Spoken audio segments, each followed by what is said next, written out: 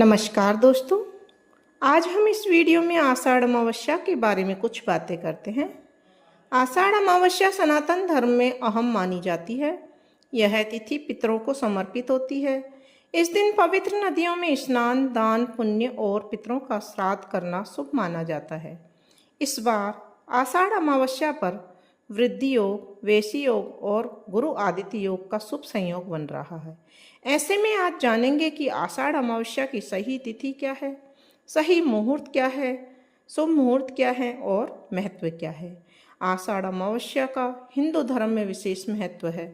आषाढ़ मास के कृष्ण पक्ष की अमावस्या तिथि पितरों को समर्पित मानी जाती है। इस दिन पवित्र नदी में स्नान करने, ध्यान पूजन करने और दान पुण्य करने का विशेष महत्व है। इसके साथ ही आषाढ़ अमावस्या पर विधि पूर्वक पूजन करने और दान करने से पापों से मुक्ति मिलती है। ऐसे में जानते हैं कि इस साल की आषाढ़ अमावस्या कब है और इसका क्या महत्व है।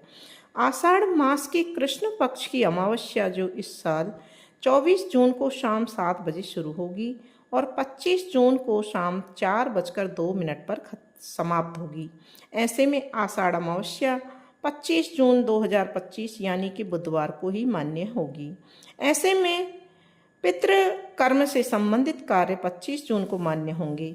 सूर्योदय के समय अमावस्या तिथि 25 जून को होगी, इसलिए स्नान दान भी इसी दिन शुभ होंगे।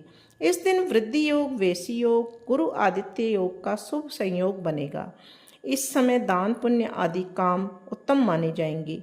साथ ही साथ आषाढ़ अमावस्या पर गज केसरी योग का भी सुंदर संयोग बनेगा। आषाढ़ अमावस्या पर पितृदोष शांति के लिए कुछ उपाय हम लेकर आए हैं। इन उपायों को हम करके पितृदोष शांति कर सकते हैं। आषाढ़ अमावस्या पर पितरों का श्राद्ध, तर्पण, पिंडदान आदि करें। जरूरतमंदों को दान करें और गाय, कौवा, चींटी आदि को आहार दें। इसके साथ ही ब्राह्मणों को दान करना भी पुण्यकारी माना गया है।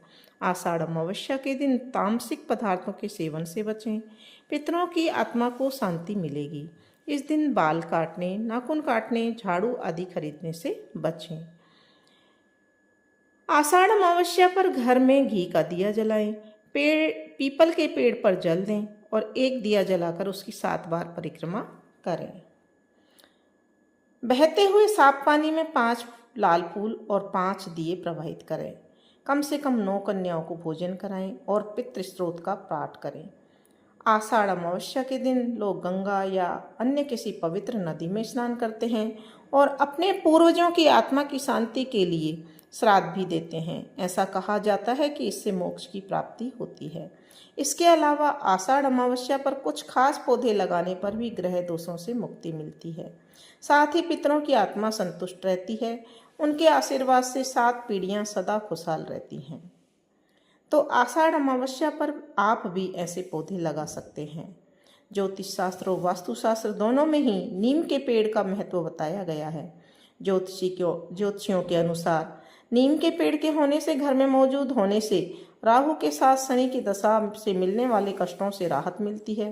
पापी ग्रह राहु के अशुभ प्रभाव के कारण नौकरी, धन प्राप्ति में आ रही अड़चनें खत्म होती हैं। आषाढ़ अमावस्या के दिन घर में नीम का पेड़ दक्षिण या उत्तर पश्चिम कोने में लगाएं। साथ ही इस दिन नीम के पत्तों का जल में निकालकर पत्तों का जो है ना उनको जल निकाल लें और जल निकालकर पानी में डालकर स्नान करें तो कुंडली में केतु ग्रह शांत होता है। पितृदोष के कारण घर के लोगों के मान सम्मान में गिरावट आती है, धन हानि होती है और संतान सुख में भी बाधाएं आती हैं। अगर आपके कुंडली में पितृदोष है और आप इससे राहत पाना चाहते हैं तो आषाढ़ अमावस्या पर मंदिर में पीपल का पौधा लगाना चाहिए। इससे पितरों का आशीर्वाद मिलता है, साथ ही नकारात्मक ऊर्जा भी समाप्त होती है। घर में सकारात्मकता का विकास होता है या वास होता है।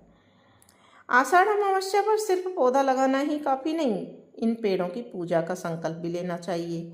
आप नीम और पीपल के पेड़ की पूजा ब्रह्म मुहूर्त और संध्या के समय कर सकते हैं।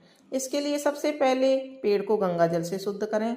इसके बाद पेड़ को जल से स्नान कराएं और तने पर कुमकुम का तिलक लगाएं। शाम को नीम में चमेली के तेल का और पीपल में सरसों के दीपक जलाएं। सरसों के तेल का दीपक जलाएं। इन उपायों को करने से, इन कार्यों को करने से आपको पितृदोष से शांति मिल सकती है। राहु के प्रभाव से आप मुक्त हो सकते हैं, केतु के प्रभाव से आप मुक्त हो सकते हैं।